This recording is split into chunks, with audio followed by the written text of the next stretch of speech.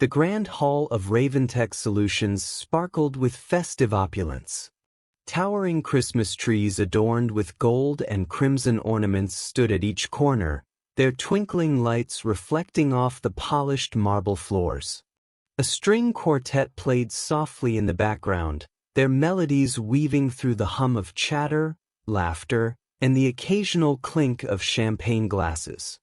Employees, dressed in their holiday best, mingled and networked, their conversations a mix of light-hearted banter and subtle professional one-upmanship. But not everyone in the room shared the same celebratory energy. In the shadow of the glittering decor, near the edges of the bustling crowd, a man in a plain gray uniform worked quietly. With measured precision, he maneuvered a mop across the floor, erasing scuffs and spills that no one else noticed. He was older than most in the room, his face lined with years of experience, his dark hands steady and sure as they guided the mop handle. To most of the partygoers, he was invisible, a shadow in the corner of their sparkling evening. But to Greg Saunders, one of the company's most outspoken sales reps, the man's presence was an opportunity. Greg, in his tailored navy suit and obnoxiously loud red tie, was already 3 drinks deep. His booming laughter had been drawing attention all evening, and his appetite for being the center of attention showed no signs of waning. "Hey, watch where you're swinging that thing." Greg's voice rang out, slicing through the pleasant din of the room. Heads turned toward him as he stepped back dramatically, pretending to avoid the janitor's mop. The janitor glanced up, his dark eyes briefly locking with Greg's before returning to his work. He said nothing, his expression unreadable. "Oh, come on, man," Greg continued, loud enough for everyone nearby to hear. "Careful with those floors. Don't want to scuff my Italian leather, you know? These cost more than your monthly paycheck." A few awkward chuckles rippled through the surrounding crowd, but most quickly looked away, unsure how to respond. The janitor didn't flinch, his movements as calm and deliberate as ever. "Can you believe this?" Greg asked, turning to his colleagues with an exaggerated shrug. "I mean, here we are, celebrating another record-breaking year, and this guy's out here acting like he owns the place. You'd think he'd at least try to stay out of the way." One of Greg's coworkers, a woman in a sleek black dress, leaned in and whispered, "Maybe tone it down, Greg. It's Christmas." Greg waved her off dismissively. "Relax, I'm just having a little fun. Besides, he doesn't mind, do you, buddy?" He turned back to the janitor, his grin widening. "What's your name, anyway? Or should I just call you Hey You? That's probably what everyone else does, right?" The janitor straightened up slowly, resting both hands on the mop handle. His gaze met Greg's again, calm and steady, but he still didn't speak. "Oh, we've got a quiet one," Greg said, his grin turning into a smirk. "That's fine. I get it. You're probably not used to people asking your name. But come on, man, we're all family here at Raventech. Technically, you're part of the company too. Just, the very, very bottom rung." A few more uneasy laughs broke out, though many in the crowd shifted uncomfortably. It was clear Greg's remarks were crossing a line, but no one seemed willing to step in. The janitor, however, remained unfazed. He tilted his head slightly, as if considering Greg's words, then returned to his work without a word. Greg's smirk faltered for a moment, but he quickly recovered. "See, this is the problem," he said, turning back to his colleagues. "No ambition. No drive. Just content to mop floors and call it a day. I mean, I guess someone's got to do it, right? But come on, aim a little higher, buddy. Shoot for the stars. Or at least, like, a desk job." The janitor paused mid-swipe, his grip tightening slightly on the mop handle. His calm exterior remained intact, but a flicker of tension crossed his face. For a brief moment, the room seemed to hold its breath. "Greg, seriously," another coworker interjected, stepping forward. "Maybe let it go. It's Christmas, man. Let's just enjoy the party." "Oh, I'm just messing around," Greg replied, throwing up his hands in mock innocence. "Can't a guy make a joke anymore?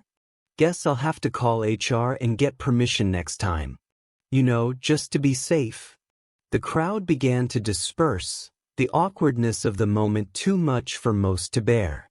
Greg, however, stayed rooted in place, watching the janitor with a smug expression. He leaned against the bar, swirling his drink in one hand as if he were waiting for some kind of reaction. The janitor, meanwhile, finished his task and moved on to the next section of the floor. He worked methodically, his movements as precise and deliberate as ever.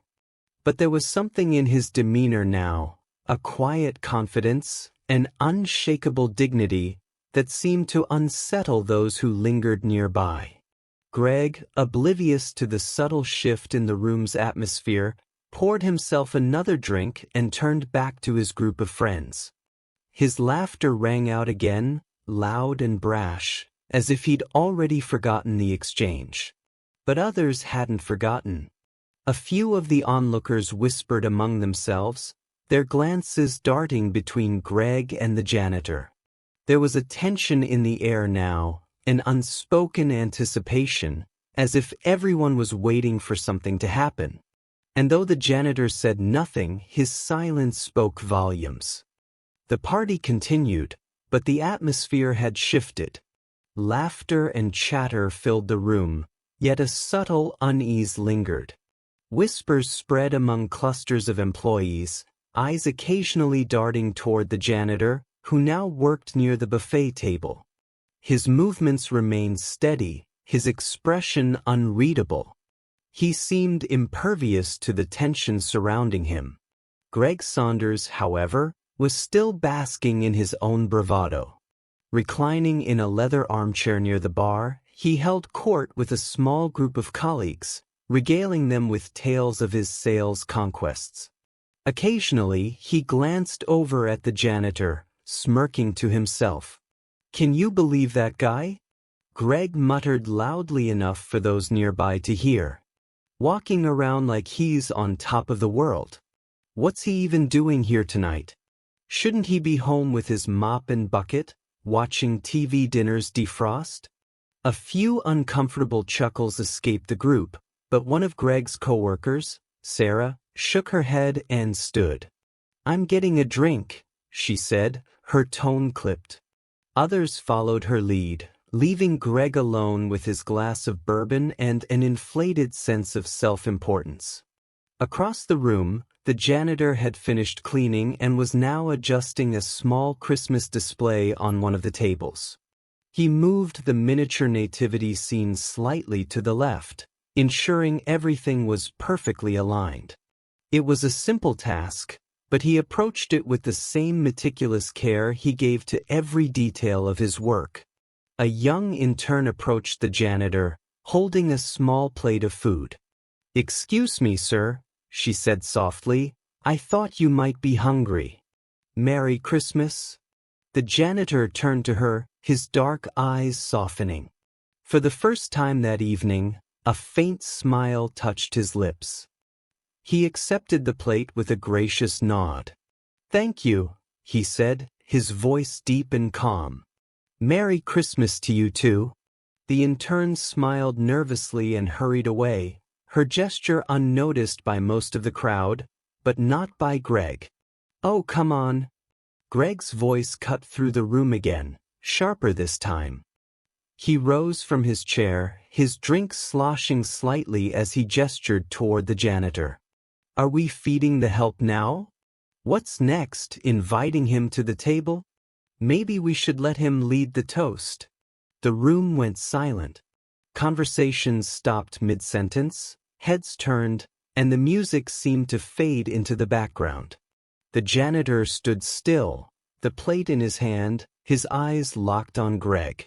Greg, Sarah's voice was firm as she stepped forward. You're being a complete jerk.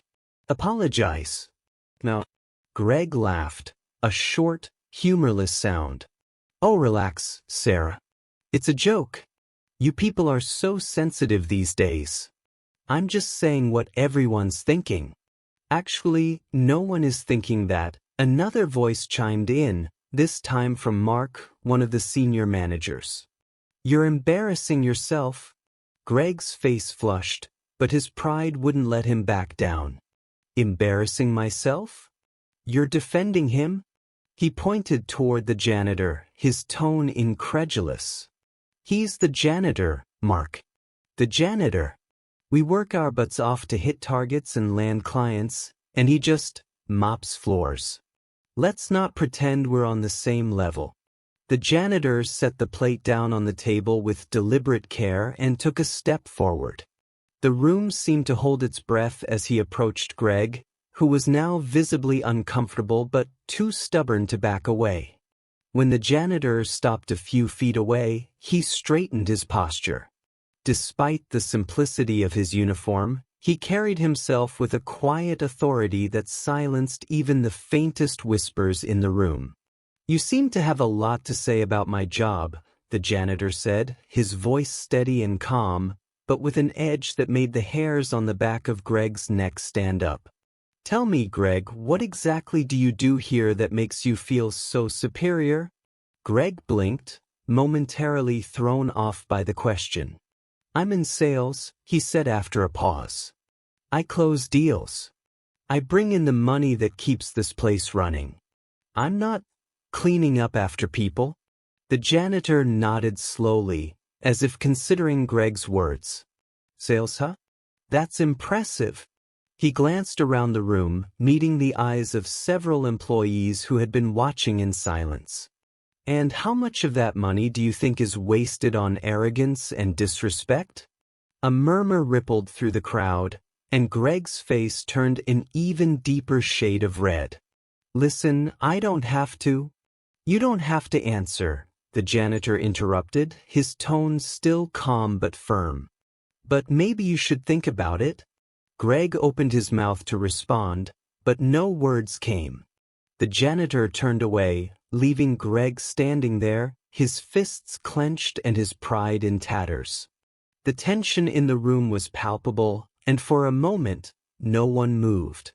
Then, as if on cue, the string quartet began to play again, their music filling the heavy silence.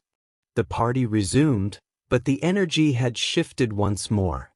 Conversations were hushed, eyes were averted, and Greg found himself isolated, his usual bravado no longer enough to command attention. The janitor, meanwhile, returned to his work with the same quiet dignity that had marked his every action that evening. But those who had witnessed the exchange saw him differently now. There was a power in his calm, a strength in his restraint, that none of them could ignore. As the night went on, whispers circulated through the room. Who was this man? Why did he carry himself with such confidence? And why, despite Greg's attempts to belittle him, did he seem completely unshaken? For Greg, the questions were unsettling. But for the janitor, they were merely the beginning. The evening stretched on, and the tension that had settled after the confrontation between Greg and the janitor hung heavily in the air. Employees moved in slow, deliberate circles, speaking in hushed tones, stealing glances at the man who had silently shifted the atmosphere. The room, once filled with the sound of careless laughter and clinking glasses, had become a place of quiet reflection. Greg, though he tried to reclaim some semblance of his earlier swagger, couldn't shake the feeling that something had irrevocably shifted. His usual self-assuredness had crumbled in the face of the janitor's calm but pointed response, and now his thoughts churned with doubt and frustration. He had always prided himself on his ability to dominate a room, to command attention. But now, all he felt was a gnawing sense of insecurity that he couldn't shake. He stared across the room at the janitor, who was quietly wiping down a table near the far corner. The man moved with such grace, such purpose, that Greg's stomach turned. How had he been so blind to this man's presence? How had he failed to recognize that there was far more to him than the uniform he wore? Every time Greg tried to muster the words to apologize, a sharp spike of pride and embarrassment kept him silent. But the guilt was growing, gnawing at him from the inside. As the night drew on, the room began to thin out, some employees quietly leaving for the night, others staying behind to engage in more casual conversations. The music continued to play softly in the background, and the Christmas tree in the corner glowed warmly, its lights flickering in time with the beat. Yet Greg couldn't escape the feeling of being watched. Every glance he caught, every whisper that reached his ears, seemed to carry an unspoken judgment. He had been exposed in a way he never anticipated. And it wasn't just about the embarrassment anymore. It was about the realization that the people around him, his colleagues, the ones who he had always thought of as beneath him, had seen him for what he truly was. The janitor, meanwhile, remained a figure of calm control in the chaos of the party. He didn't engage in small talk with anyone, didn't join the revelry that continued around him. He had quietly made his way around the room, picking up empty glasses, adjusting decorations, ensuring that everything was in order. But there was a quiet power in his presence, a quiet assurance that commanded respect. Greg couldn't take it anymore. He stood up abruptly, the sound of his chair scraping across the floor cutting through the soft hum of conversation. Without thinking, he made his way toward the janitor. His footsteps echoed, loud and firm, as if he were marching towards some inevitable confrontation. The janitor was at the back of the room, polishing a window. When he heard Greg approach, he didn't turn around. His posture remained perfect, his movements steady, almost deliberate. He was a man who knew what he was doing, and he didn't need to acknowledge Greg's presence to know what was coming. Greg stopped just a few feet away, his eyes narrowed in frustration. For a moment he hesitated, but then the words spilled out, sharper than he intended. "I've been thinking about what happened earlier," he said, his voice tight with tension. "And I'm sorry, okay? I shouldn't have said what I did." The janitor paused for a fraction of a second before continuing his work, not looking up at Greg. His silence was louder than anything he could have said. "Look," Greg pressed, stepping closer, "I'm not trying to make excuses. I was out of line. But you have to understand something, I wasn't trying to insult you personally. I was just trying to fit in. It's not easy, you know? Being one of the top guys around here. People expect me to be this way. To be tough, to be the center of attention. It's like..." "Stop," the janitor's voice cut through Greg's rambling. "I don't need your apology. And I don't need your explanation." The bluntness of his words hit Greg harder than anything he could have imagined. For a moment, Greg froze, not understanding what was happening. The janitor finally turned to face him, his expression calm but resolute. "You don't understand, Greg," the janitor said, his tone unwavering. "You don't need to apologize for me. You need to apologize for yourself. You need to look inside and ask yourself why it's so easy for you to treat people like they're less than you." Greg's chest tightened. He had expected something different. Some response that would confirm his own guilt, some act of forgiveness that would give him a chance to redeem himself. But instead, he felt like the target of a far deeper and more unsettling truth. The janitor leaned slightly forward, his eyes locked on Greg. "You think you have the power to tear people down with your words, to diminish them. But I'm telling you, Greg, the moment you look down on someone, you lose your power. You lose everything that makes you a real leader. Because leadership isn't about how many deals you close or how much money you bring in. It's about respect. It's about recognizing the value in everyone, no matter their position. Greg's throat felt dry, and his mind raced to process the gravity of the janitor's words. For the first time in his life, he didn't have an immediate response. He didn't know how to react, didn't know how to navigate this new feeling of helplessness that had come over him. And then, as if to drive the point home, the janitor straightened up and looked around the room, his gaze sweeping over the remaining employees. The shift in the atmosphere was palpable. Everyone had been listening, whether they realized it or not. The janitor had spoken the truth out loud, and it resonated. Greg felt exposed. The weight of the janitor's words hung in the air like a heavy cloud, pressing down on him, suffocating him with its truth. The room seemed smaller now, the faces around him blurry and distant. Without a word, the janitor turned and began to walk away, his steps steady and confident. He didn't need to say anything more.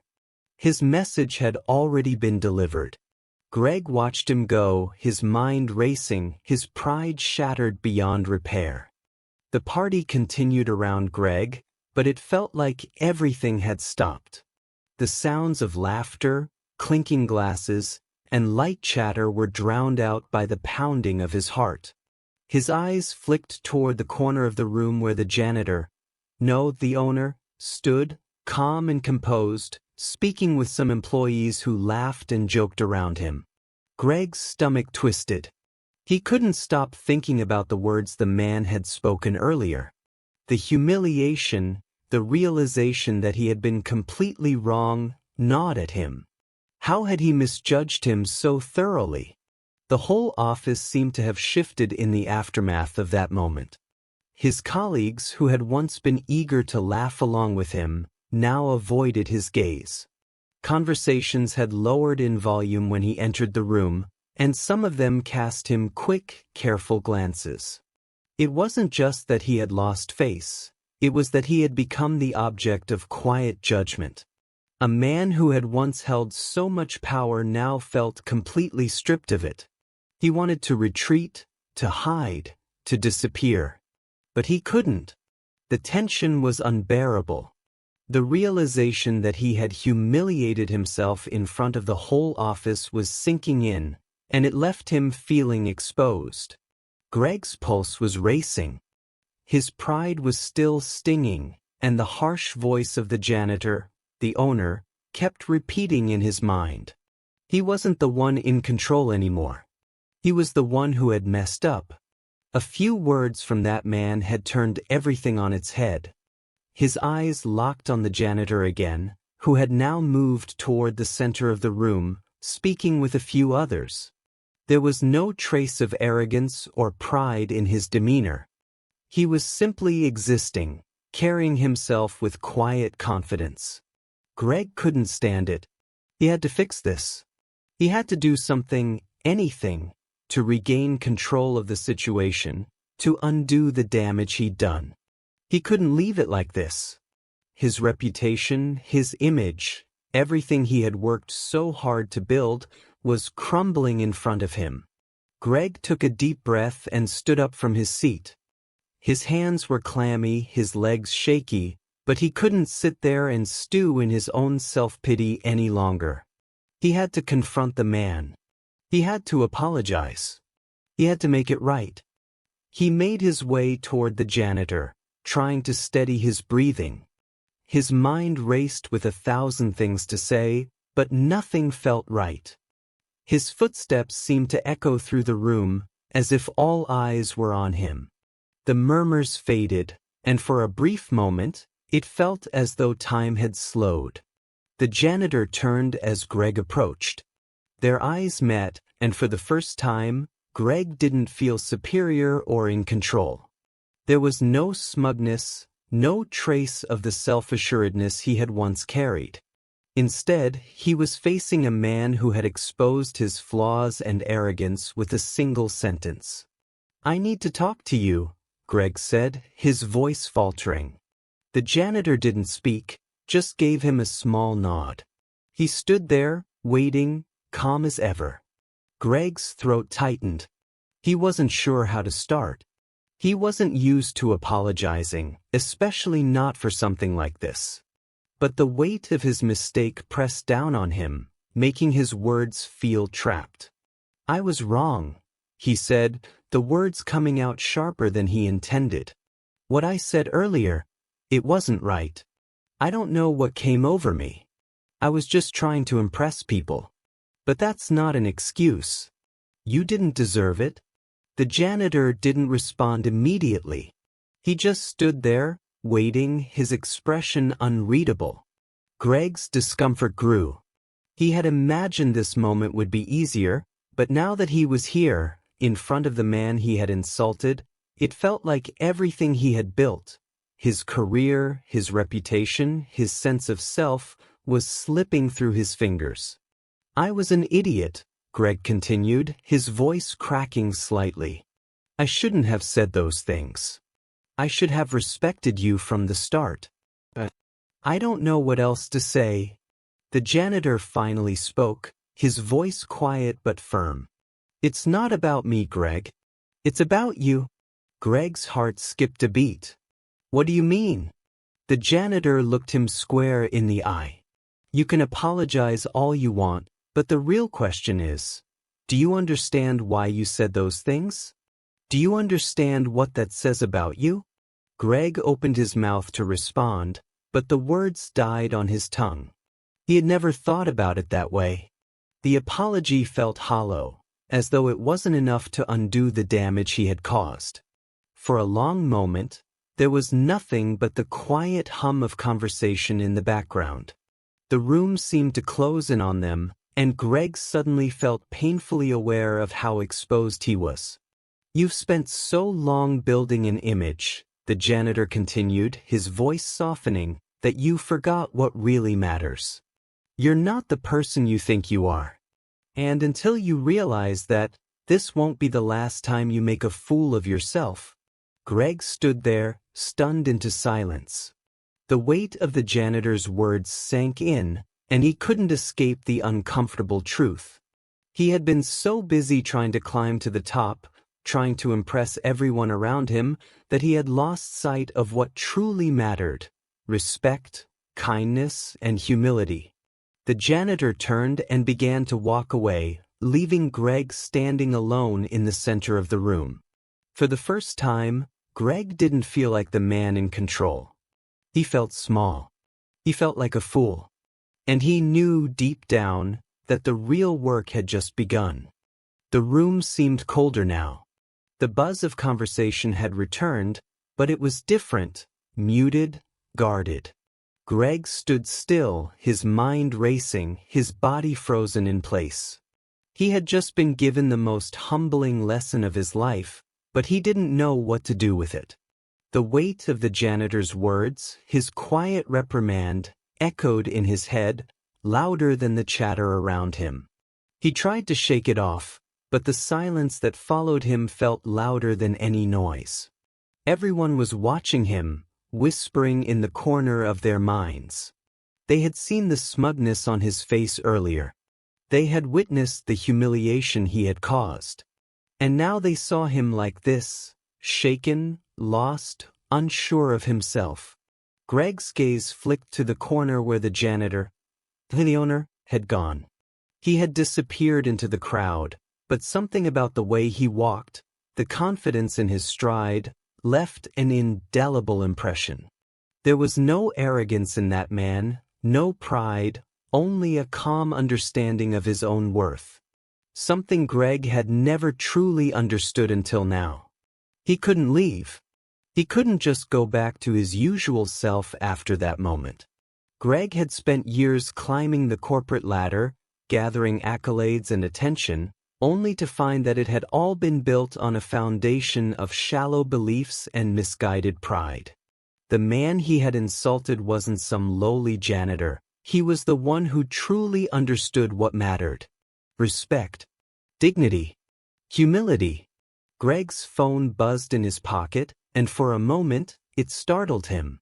He hadn't noticed how tightly his hands had clenched. He pulled it out and checked the message, trying to distract himself from the gnawing discomfort settling deep in his chest. It was from his wife. "Hey, are you okay? You've been really quiet lately. Let me know when you're home." He stared at the words. The text was nothing special, but it hit him harder than it should have. Greg felt like a fraud. He had worked so hard to be someone he could be proud of, to make his family proud. But now, all he could think about was the judgment he had faced, and how easily he had fallen into the trap of arrogance. Greg's throat tightened. He didn't want to answer her. He didn't want to explain how he had been humiliated, how his own actions had turned against him. But deep down, he knew that this wasn't just about the party.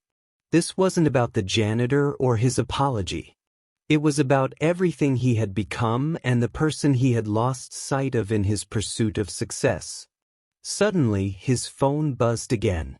This time, it was a news notification. He hesitated, but curiosity overcame him. He opened it. Company owner reaps success. The man who knows the true value of respect. Greg's heart dropped. The headline hit him like a punch. His eyes scanned the article, and sure enough, it was about the man he had just insulted, the janitor, now revealed as the owner of the company. The article didn't just talk about his financial success. It spoke about the way he had built his empire, not by belittling others, but by treating them with kindness, respect, and fairness. The people who worked for him spoke of his humility, how he always treated them as equals, how he inspired loyalty and trust without ever demanding it. Greg had no idea. He had no idea what it was like to build something lasting. What had he been doing all these years? What had he built but a fragile tower of ego, held together by judgments and shallow assumptions? He couldn't breathe. His mind reeled. Everything had changed. All his decisions, his career, his image, they were all meaningless in comparison to this man's quiet strength. "Greg," the voice pulled him out of his thoughts. He turned quickly, his heart racing. There, standing before him, was the janitor. No, the owner.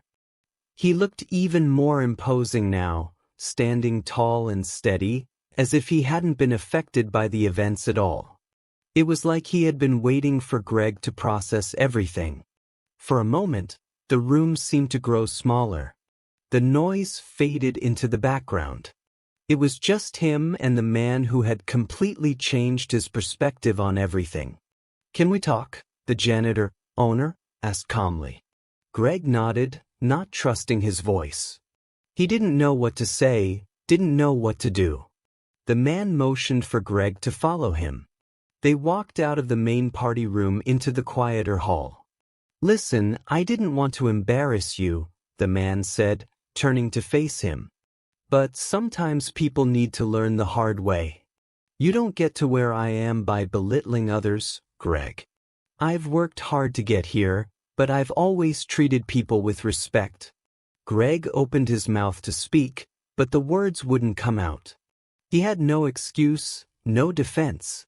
What could he say to this man, a man who had shown him the mirror of his own arrogance? The man continued, his voice steady but firm.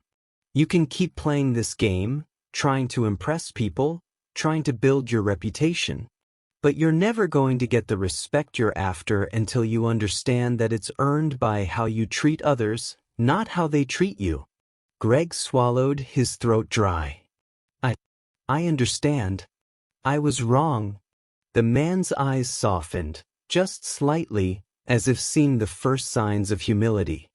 "I hope you do, Greg. I really do. You're capable of better than this." Greg nodded, unable to say more. The weight of the conversation hung in the air, thick and heavy. The tension had not fully lifted, but for the first time in the evening, Greg felt like he was seeing things clearly. He had taken the first step, but the real work was yet to come. It wasn't just about apologizing, it was about changing, truly changing the way he saw people, the world, and himself. As the night wore on, Greg realized that he wasn't the same man who had entered the room hours ago.